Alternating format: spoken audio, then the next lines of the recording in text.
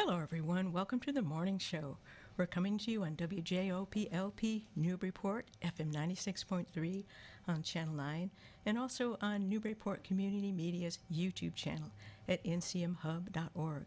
I'm your host, Mary Jacobsen, and I'm just delighted to welcome this morning's guest.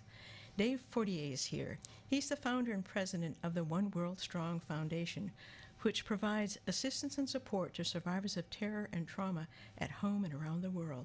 Dave, first off, just thank you so much for coming to the morning show. Welcome. Thanks for having me, Mary. This is fantastic. It's my pleasure. I've really been looking forward to meeting you in person and talking to you. And let's start with the origin story of One World Strong, which started, sadly, with the tragic violence of the Boston Marathon bombing that fateful day of April 15, 2013. So tell us how your very sad experience being injured in that led to you founding One World Strong. Sure. It actually started with a phone call about a year and a half prior. Good friend, close colleague, we worked together here in town. He was diagnosed with a form of leukemia. And we're incredibly close. We communicate every day. We went for coffee every day. And all of a sudden, we weren't going to be able to work together anymore. And for us, it really came together around myself. I was on a couch one day with a bag of chips and out of shape, and called my friend who's dealing with cancer. That's how close we are. I could tell him how stressed I was about the job, about what we're doing, and this is my best friend dealing with cancer. And he said, why don't you go for a run? He's somebody who had worked out every day of his life, always in shape. And he said, why don't you go for a run? So I did. Took my dog, who was out of shape as well. We made it about a mile before we both sat down here in town. I can identify with that. And I probably should have run toward Anna Jakes, but I was actually running the other way, so we made it farther away. But we kept going, and I was getting into it, and did a 5K, did a 10K, and I was talked into doing a half marathon here in town in the fall of 2012. And it was not a good experience. I did not eat right. I did not hydrate right. I did not train properly, and suffered the consequences of that in 13.1 miles.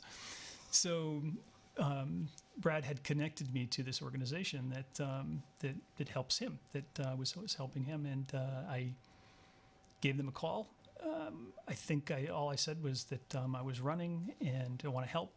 I'm here in Boston. The next thing I knew, I was signed up to do the Boston Marathon in 2013. So what was a gorgeous day in April. I remember. We all remember that day. Beautiful day. And I had a great time. I really did. I was going to meet my family at the top of Boylston Street for pictures, but I was so sore by the time I got to the top of Boylston Street, I felt if I stopped, I'd never get going again. And so I waved and kept going. And as I was just about to finish, that's when the first bomb exploded. So a lot of people have seen the video of an older gentleman that falls. I was actually right behind him. I was trying to figure out which way to go around him when everything happened. I remember the heat. There's a concussion wave. Felt like somebody had come up from behind me and slapped my ears. And there's a few seconds in there I really don't remember. I do remember being helped. I crossed the finish line at some point, and I was looking back toward what had happened at that first bomb site, just the devastation that was there. And there were already people starting to run in to help.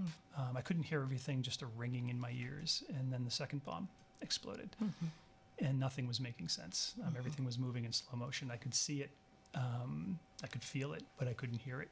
And my family was on the street as well, just a little farther down. And we didn't know if there was going to be another one. What was going to happen. But for really the genesis of it is we saw people rushing in to help.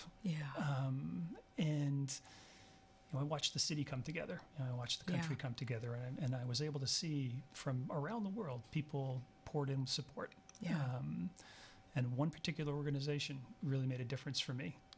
And what they did, and that's the Semper Fi and America's Fund. These are veterans from Iraq and Afghanistan. Some of them were watching the Boston Marathon live and wanted to reach out and help. They showed up in the first week. And started visiting folks in hospitals and rehab centers. And for me and for many others, we would learn that was the difference for them, they knew they would be okay when they had a chance to speak with somebody else who had experienced something similar. And that's when things started to click. So that was the genesis of what would become One World. Well, so could you say a little bit more then about how those visits from the Semper Fi Fund, how they helped you, and then how you began to develop, after being helped in that way, the vision for what the One World Strong Foundation would become and the services that you would try and help people with? Sure. For us, Mary, it was having somebody visit you that had experienced something similar. It's one thing for a doctor or a nurse or a therapist or even a family member to say you're going to be okay. It's quite another for somebody that has the same injuries, whether that's somebody comes into your hospital room that has 2 prosthetic legs. They walk in. Yeah. And you're somebody in Boston who had just lost a leg or legs, or you're burned severely. Your shrapnel injuries, you have hearing loss, you've got damage, you're dealing with post-traumatic stress. You're actually getting to meet somebody who's experienced something like that and is working their way through it. And that made a difference for so many people. Yeah. And I credit Mayor Menino and his organization with creating an atmosphere to bring the survivor community in Boston together and allow us to meet each other and communicate and talk. And that's when we really started to see that there's other people that felt the same way that I did about that help that they had received, about meeting those individuals that came to see us. And that organization, they still play a part. The Semper Fi America's Fund plays a part in every day now, and they have for several years. But that was the turning point for us. And many of us realized that we wanted to give back. I think over $90 million was raised through the One Fund in Boston. Wow. And again, Mayor Menino did a wonderful job with that in bringing things together. Yeah.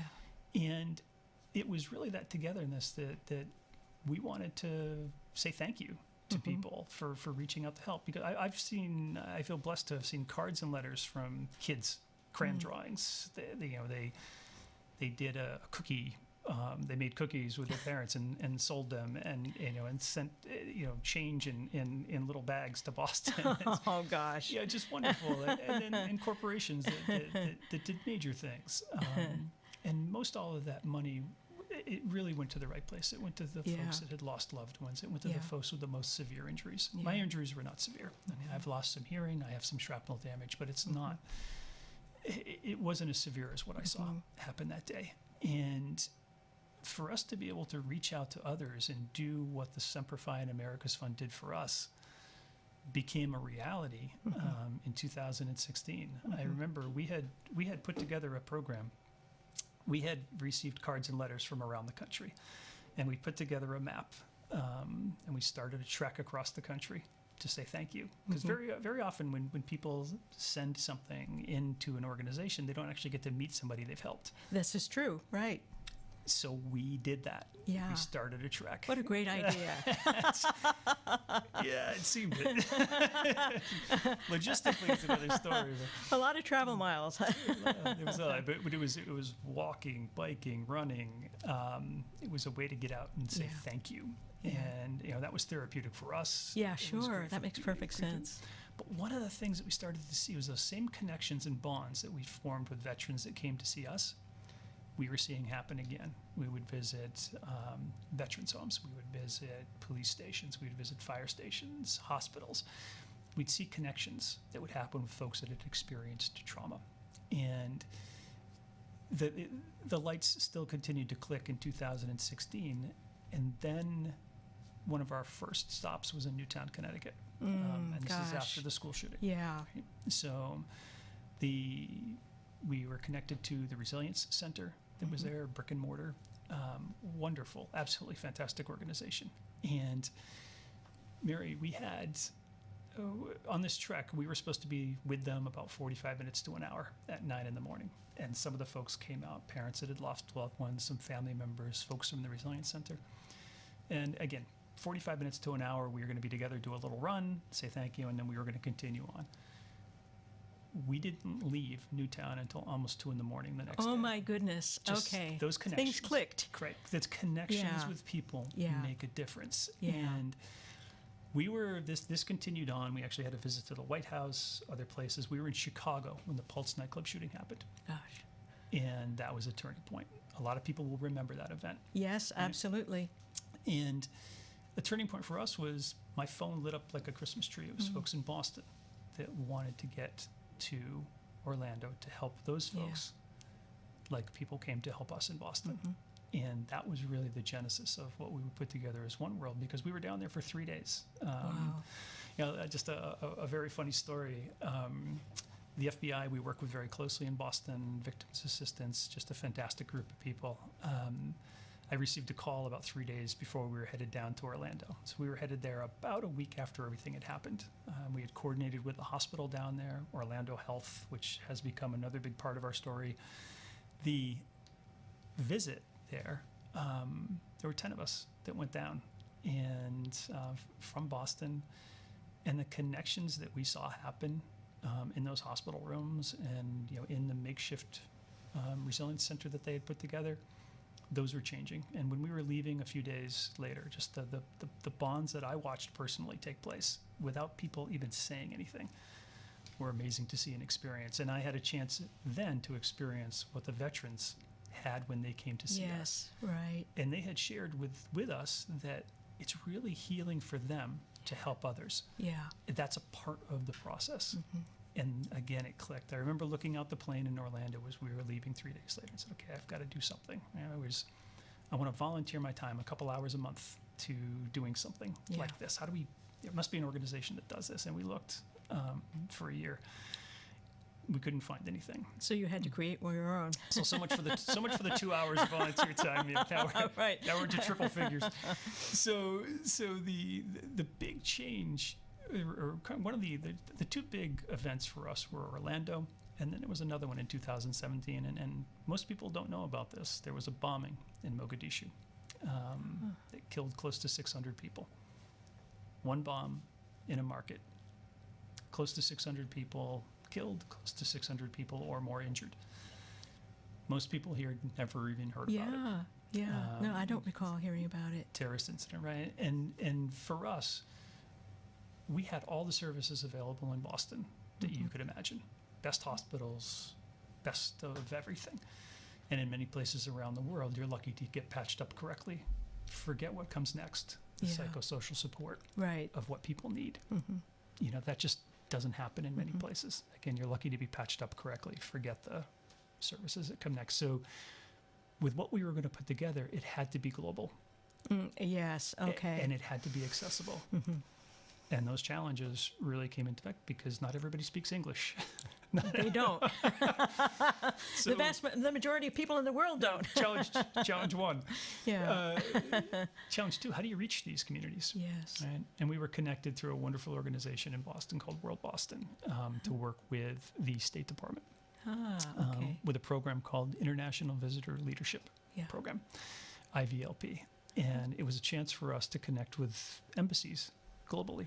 And those folks know who's in those areas. So now we had a way to get to people. We still had the language barrier, but we had a way to get to people. We didn't need to rely on Google to find. Right. You had links locally. Correct. Which means you're much more likely to be able to get through to the people who can speak the language. Exactly, Mary. Yeah. Exactly. And embassies and consulates around the world would help provide interpretation services for us or help connect us locally.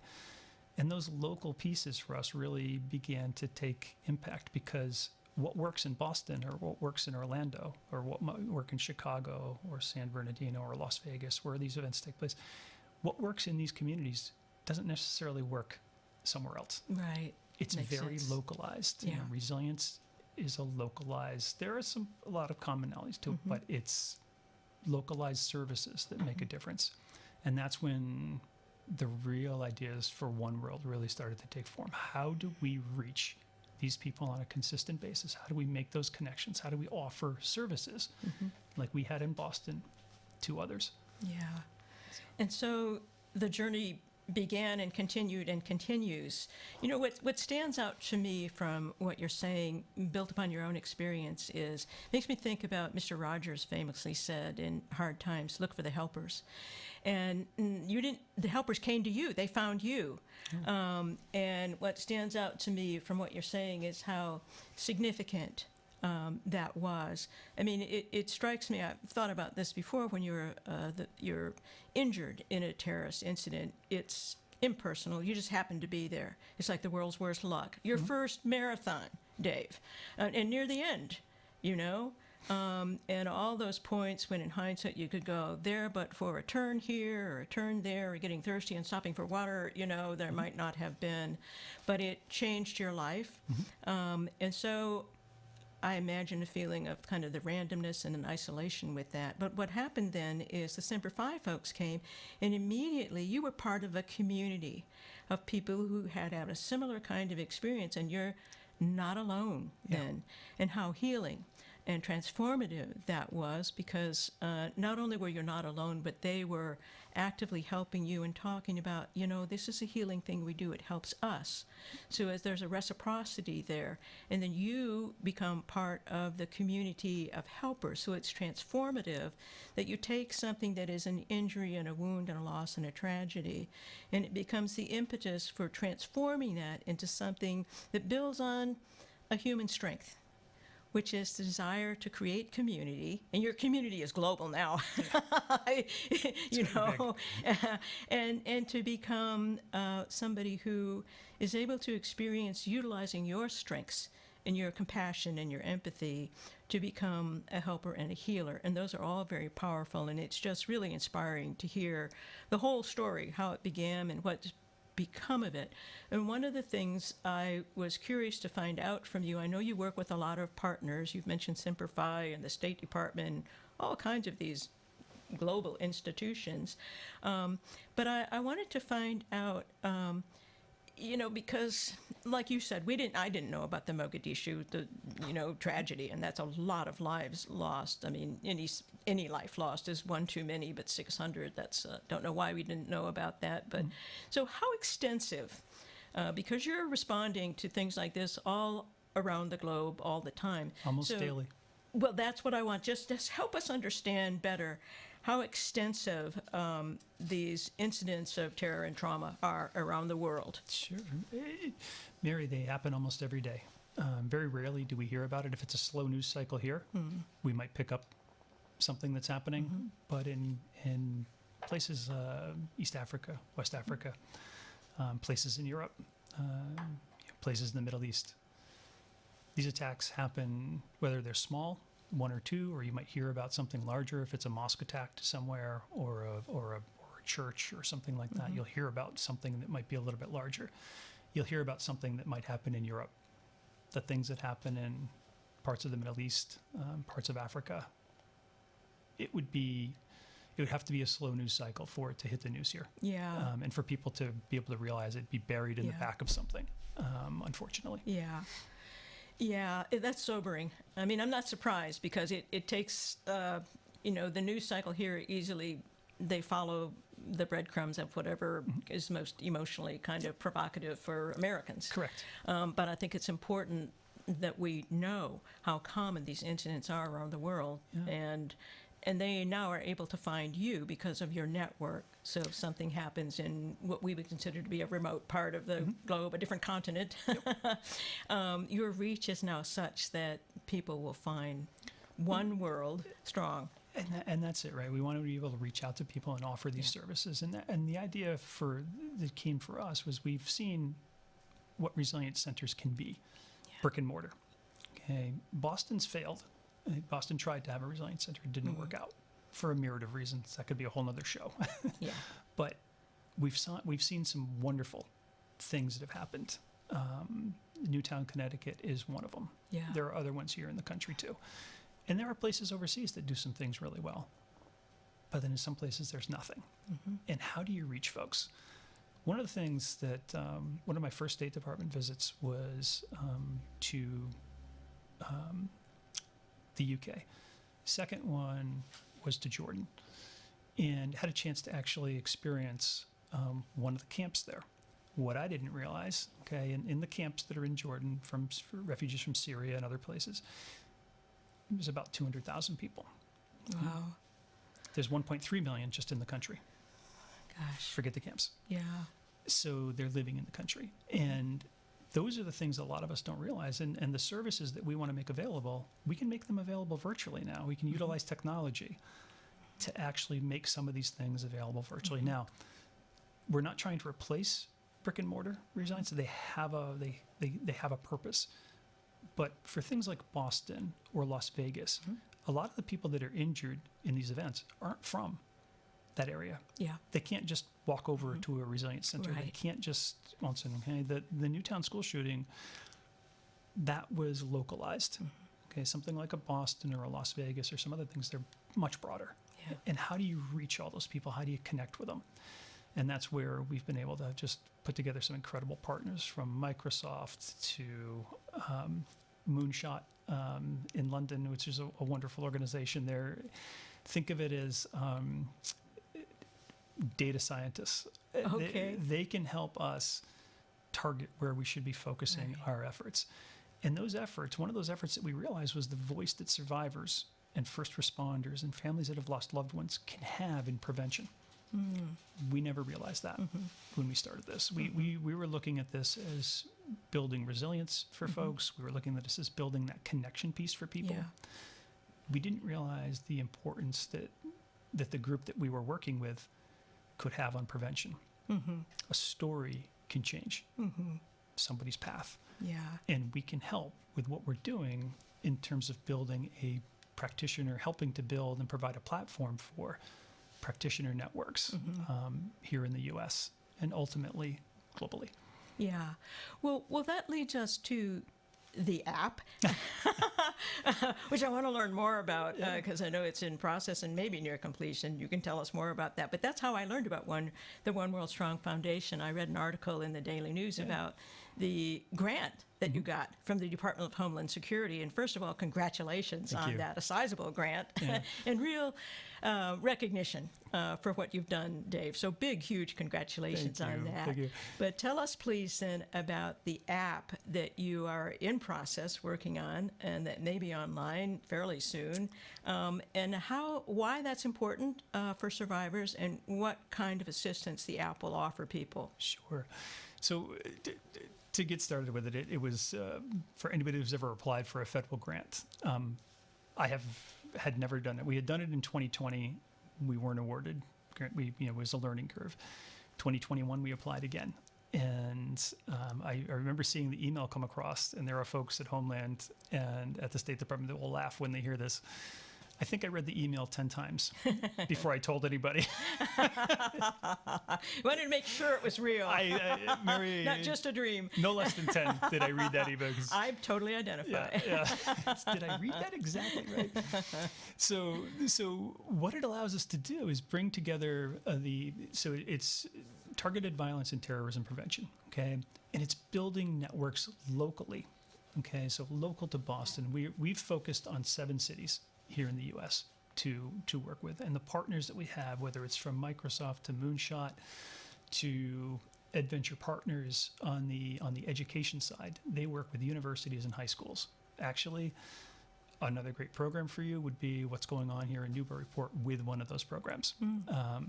They are actually working on something called Invent to Prevent, which is a localized prevention program. Wonderful. I'll follow up on that. So we work with folks in these cities now, in these 7 cities across the country, to build out a network of not only resilience and connection, but also on education and prevention. Yeah. And the power that we've learned in stories, okay? We have a wonderful organization that we work with called Deer World, DEAR. If anybody searches DEAR, you're going to get a hunting site and wonder what I'm talking about. So DEAR. All right. They actually help tell the story. I'm not a storyteller. These folks are. They're coming on board with us to help us tell stories in these cities, stories that can impact people locally. Yeah.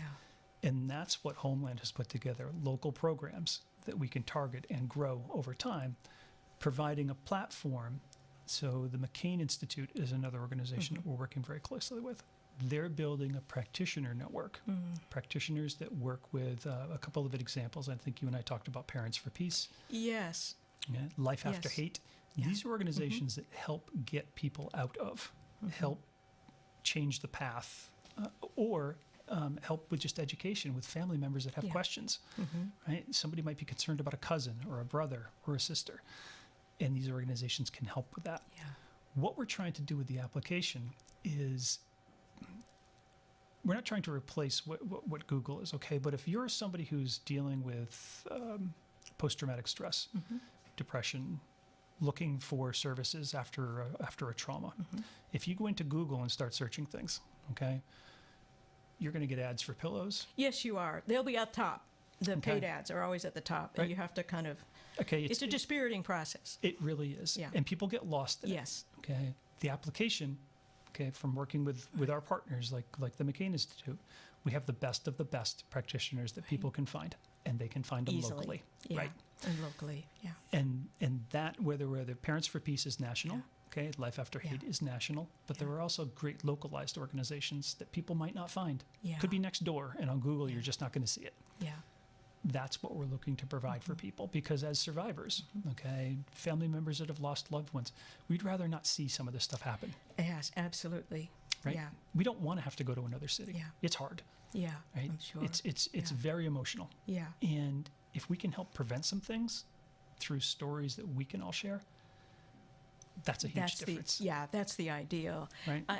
And you mentioned Parents for Peace, which was founded by a father whose son, committed a violent act. His son is in prison now for life. But he started Parents for Peace in order to help others, other family members who were concerned, to find ways to help them figure out how to talk. I'm hoping to have Miriam Churchill, who is the ED, Yeah, I know for them Miriam on quite the well. show, Yeah. and hopefully in January. So stay tuned. I'll keep you posted on that. But that is both a logical follow-up to the work you've been doing with One World Strong, and a necessary one, because prevention, as you were just saying, is certainly preferable to picking up pieces afterwards. Prevention is absolutely the best, and so. I think that's really, really wonderful, and I wish you all the best with developing that and getting it online. Dave, I also wanted to ask you a bit about, you've used the word resilience. You mentioned the Resilience Center, the brick and mortar center in Newtown. And resilience is certainly a key part of the results of the work that you do. But it's a word that can mean different things to different people. And I was hoping that you, having found your own resilience, could talk a little bit about what resilience means for you when you use the word. What does it mean, and how did you cultivate it in yourself, and how do you and One World Strong try to cultivate it in other people? Sure. So for me personally, mindfulness played a big role for me. I never knew anything about it, but being present, understanding the things that are driving your feelings, that was huge for me personally. The connection piece was fantastic. One of the things for me, I had a chance to meet a bomb tech that came to Boston. He calls it having a bad day at the office. He was severely burned and lost an arm. We both have ringing in our ears. He said to me that he would be happy to not have his arm back if he could get rid of the ringing. Okay. For me, that was the first time that it became, okay, this is not good, right? But I can see there's that connection is allowing me to see ways to do this. And resilience is different for everybody. There's no one path. That's the other thing we learned. You need to put the best pieces on a table. And again, that's what we're trying to go back and do with what we're doing with One World, is put the best pieces on the table for people to put together for themselves. And what works for me might not work for somebody else. What got me off the couch with my bag of chips was sport. Yeah. We do a lot with sport, whether it's focusing on an event, completion of an event, working as teams. As an example, I love the folks at the Boston Athletic Association, the BAA. They gave everybody that was in 2014, a year after the marathon, they gave everybody an entry to the Boston Marathon that was injured. Yeah. Most people had never run more than 5 or 6 miles that they gave an entry to. So it's almost like giving somebody a loaded weapon. From my experience, it's not good to go from couch to distance. So a lot of questions started flowing in about, because how do you run? What shoes do you wear? And this was in the survivor community in Boston. Very long story short, we ended up having 28 people that were injured in 2013 actually start and finish the Boston Marathon. That's impressive. In 2014. And that's resilience. That's resilience, right? So what works for some people may not work for others. Yeah. And in Boston, when I did it in 2013, I was going to be one and done. Yeah. Part of the healing for me has been keeping going and doing these in other places and doing them for reasons. So that's my personal piece with it. So resilience is different everywhere, and with everybody. So we try to provide the services that can work for those folks, not only here, but globally. So as an example, the application will allow folks in Europe to connect with a hospital network in Florida, services that they provide for free. But through the app, people would be able to find them and use them online. Yeah. And that's one of the things that we realized is, you'd be amazed, in most places, they may not have a lot, but they've got a phone. And we can utilize that to reach out and offer that resistance in that capacity. So. And, I don't think it'd be possible to overestimate the value of that link. Because you may have a phone, but that is not anywhere close to actually knowing where to go on your phone. Correct. Or how not to get dispirited when you try different things and you can't find it. So having that direct link is just huge. And I like what you say about resilience, about it's individual. But that clearly is part of the philosophy and practice then of One World Strong. It's recognizing that it's individual, to trying to work with people to figure out what's going to work for you. Right. And some of what you're doing is also providing stories about what worked for other people, and that's often a huge source of ideas. Something will click. Like your friend told you, try running. Get off your butt. So down with the chips, out the door. Maybe should have headed toward town instead of away, but hey, you're on Plum Island, so the beach beckons. Anyway, so that's really fascinating. Thank you for that, Dave. I'm learning a lot about what survivors go through and what they need. But I'm curious then to ask you, in your experience, Dave, what do you most wish that people in general understood better about the phenomenon or threat of terrorism at home or around the world, and about what people need when they have been randomly selected by fate to be, injured in one of these assaults, or to lose somebody in an assault? Not to be the scary part of this, but it's much more real than people understand sometimes. And sometimes it can be planned, and sometimes somebody just snaps. Yeah. And those are the things that we're trying to reach out to through the education and the prevention pieces, to create programs that people can identify with, whether it's a family member that might see something in somebody. Okay, it's not to lock that person up, it's to get them the help that they need before something can happen. Right? It's providing those services and access to those things, not getting lost in Google, not getting lost in the internet. Okay, not having pillows, advertised to you, or mattresses, or vacations. That's not necessarily what you need. They're all nice things to have. Okay, but that's not what somebody's looking for when they're typing in those search pieces to it. So those are the pieces that we're looking to get out there. Those stories, as you mentioned, can make a difference. My story might not touch somebody, but they may see something else on the app. They may see something else there that they can get to. Right. Yeah. And what that does is the app connects them right to it. So they can go right to the source that they're looking for. There's no paywalls. You're going right to the source that's on there. And the other part that we're going to have is 24/7 coverage. So if somebody's in trouble, no matter what time zone you're in, doesn't matter. In other words, it doesn't matter. That's what we're putting together. Yeah, that's wonderful. That's part of what the grant allows us to do, is that catch-all piece. for people, right? So people get lost in these things. People feel lost. Yeah. We don't want them to. Families feel lost. Families feel like they don't want to say anything for fear of something really bad happening to that person. And we want to try to get them help, but we don't want to have that community to go visit. Absolutely. And Right. that's what we feel that we can give back as a survivor community. And when I talk about survivors, it's somebody that was present in Boston, a bystander, okay? Yeah. And these things come back, Mary. Survivors, we were just contacted a week and a half ago. There's an 11-year-old kid that was in Harrods during a bombing in the 80s in London. Has never said anything to anybody, is now realizing in their 50s that